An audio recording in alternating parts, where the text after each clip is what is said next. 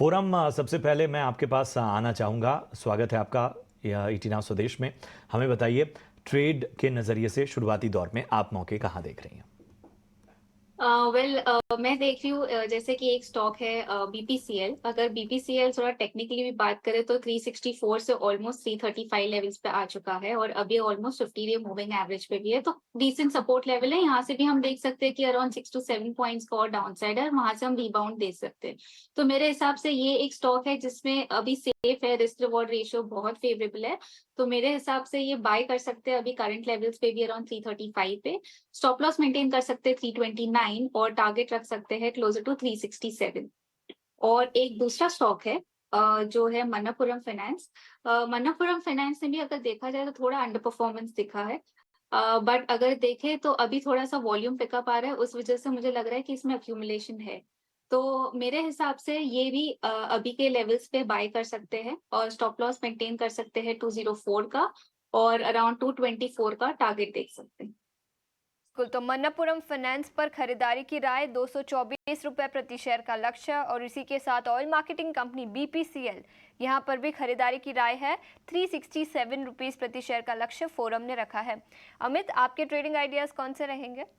मैं portfolio hatch करके चलना चाहूंगा। एक शॉर्ट रहेगा और एक लॉन्ग की पोजीशन रहेगी। जो सबसे पहले शॉर्ट का कॉल रहेगा वो है जायडस लाइफ। जायडस लाइफ हम देखें यहाँ से एक अच्छी खासी ब्रेकडाउन बनते हुए देखने मिल रही है। काउंटर हम देखें पिछले 3-4 हफ्तों से काउंटर एक ही रेंज में कंसोलिडेट करते हुए देखने मिल रहा था और 100 ईएमए का सपोर्ट लेके चल रहा था। आज के सेशन में हमने देखा तो एक ब्रेकडाउन आते हुए देखने मिल रहा है। साथ ही साथ ओआई की पोजीशन की भी एडिशन हम देखें तो डाउन साइड में पुट राइटर कॉल राइटर्स की पोजीशन अच्छी खासी बनी हुई है। तो मुझे लग रहा है यहाँ से आने वाले दिनों में और यहाँ से सप्लाई देखने मिल सकती है। डाउन साइड में जो हिसाब से देखने मिल रहा है तो 1050 से 1030 के टारगेट के लिए जायडस लाइफ शॉर्ट की पोजीशन क्रिएट करनी है। अप साइड में 1100 का स्टॉप लॉस लगा के फ्यूचर में रहेगा। जो सेकंड कॉल रहेगा वो बाई साइड रहेगा, वो चोला फाइनेंस। चोला फाइनेंस हम देखें यहाँ से तो चोला फाइनेंस यहाँ से डेली चार्ट में एक flat pattern formation type pattern बनते हुए देखने मिल रहा है, जहां से हमें लग रहा है कि कंफर्मेशन बनते हुए देखने मिल रहा है। पिछले 4-5 दिन के अंदर हम देखें तो यहाँ से वॉल्यूम भी अच्छी खासी एक स्टेबल फ्रंट पे एडिशन बनते हुए देखने मिल रहा है, जहां से लग रहा है काउंटर आने वाले दिनों में एक अच्छा खासा परफॉर्मेंस दे सकते हैं। सो लॉन्ग की पोजीशन क्रिएट करने की सलाह रहेगी चोला फाइनेंस में। अप साइड में 1630 का टारगेट रहेगा, डाउन साइड में 1570 का स्टॉप लॉस रहेगा। ठीक है, तो ये है रणनीति। एक तरफ शॉर्ट करने की सलाह जायडस लाइफ में और दूसरे स्टॉक्स में आपको खरीदारी की सलाह मिलती हुई इस वक्त अमित जी की तरफ से। चलिए बढ़ते हैं आगे और फोकस में लाएंगे आईटी पॉकेट को, और ख़ासतौर पे निफ्टी आईटी। अगर हम देखें तो पिछले एक साल में सबसे बड़ा जो है वो इंट्राडे फॉल इस वक्त नज़र आता हुआ। जी हाँ, पिछले साल जुलाई के बाद अगर हम देखें तो आज के दिन सबसे बड़ा इंट्राडे फॉल आता हुआ, और कमोबेश 10 दिग्गज स्टॉक्स ऐसे हैं जो कि इस वक्त निफ्टी आईटी में अगर हम देखें तो इस वक्त प्रेशर में नज़र आते हुए। फोरम में आपके पास आना चाहूँगा।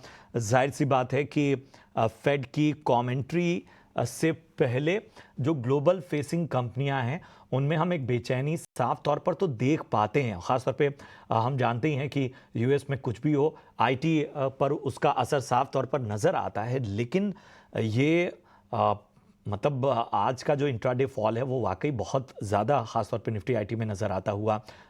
स्टॉक्स देखिए, किस तरह की रणनीति यहाँ पर रखनी होगी?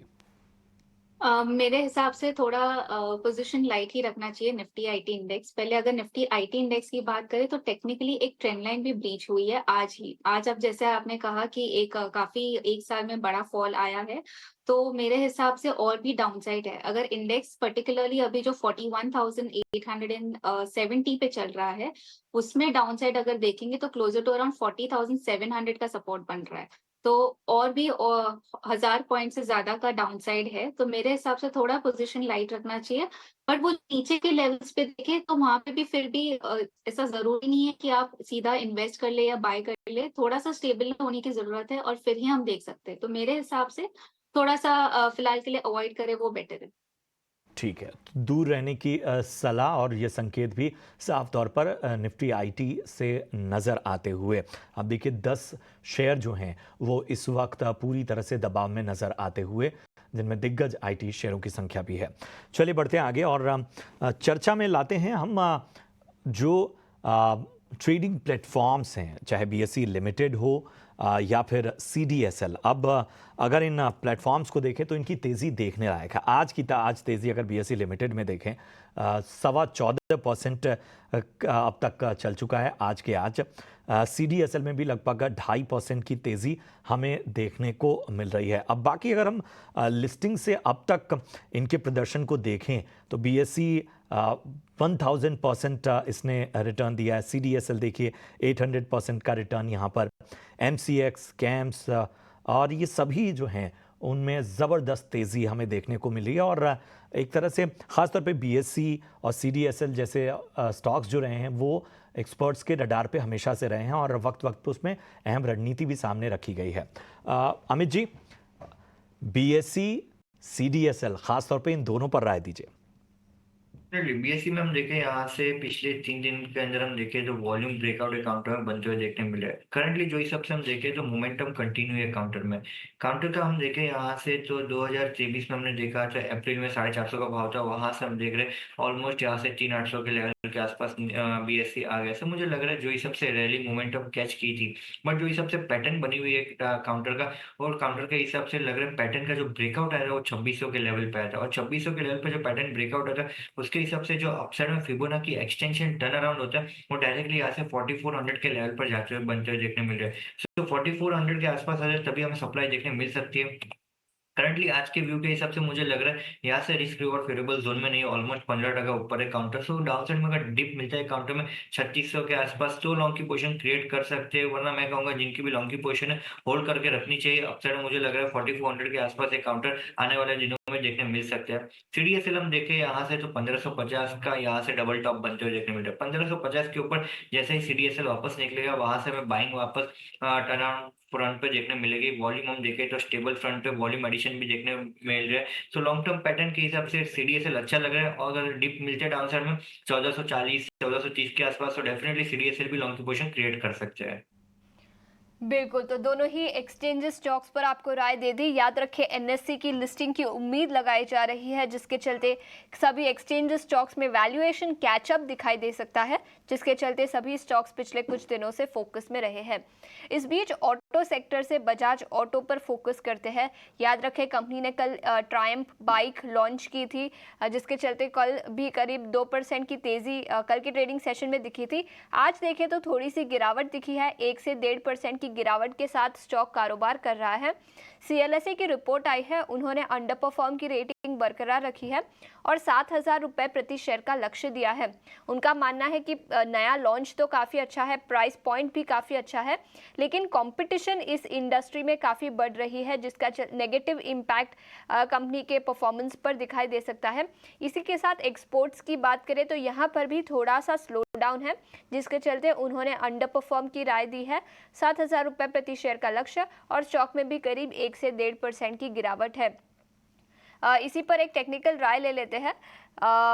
अमोल आपसे पूछना चाहूंगी, अमित आपसे पूछना चाहूंगी, क्या राय बनेगी बजाज ऑटो पर? बजाज ऑटो हम देखें यहाँ से तो ओवरऑल ऑटो स्पेस में यहाँ से मोमेंटम अच्छा खासा बना हुआ है। बजाज ऑटो भी हम देखें तो आज के दिन में अपसाइड के लेवल से थोड़ी बहुत सप्लाई बनती हुई देखने मिल रही है। मैं कहूंगा यहाँ से अपसाइड में फिर से एक काउंटर 11,870 के ऊपर निकल जाए, उसके बाद लॉन्ग की पोजीशन क्रिएट कर सकते हैं। पिछले आधे घंटे के अंदर हमने देखा तो अपसाइड के लेवल से अच्छी खासी प्रॉफिट बुकिंग बनती हुई देखने मिल रही है। बट चार्ट की पैटर्न जो हिसाब से बनी हुई है, चार्ट की पैटर्न बहुत ही स्ट्रॉन्ग बनी हुई है मिड कैप और क्वार्टरली चार्ट के हिसाब से। सो मुझे लग रहा है यहाँ से अगर डिप मिलता है तो डेफिनेटली लॉन्ग की पोजीशन क्रिएट करनी चाहिए। डाउन साइड में जो हिसाब से काउंटर का सपोर्ट बनते हुए देखने मिल रहा है वो है 11,600 का। जब तक ये काउंटर 11,600 का लेवल ब्रेक नहीं होता है तब तक काउंटर में कोई ऐसी नेगेटिव पर्सपेक्टिव हमें टेक्निकल फ्रंट पे देखने नहीं मिलेगा। एक ही चीज है 11,870 के ऊपर जैसे निकल जाए उसके बाद लॉन्ग की पोजीशन क्रिएट कर सकते हैं। बिल्कुल, तो ये राय है बजाज ऑटो पर। स्टॉक में आज गिरावट, याद रखें कल बड़ा लॉन्च आया था, लेकिन ब्रोकरेज रिपोर्ट्स के दम पर स्टॉक में आज करीब 1 से 1.5% की गिरावट दिखी है। लेकिन इसी के साथ एक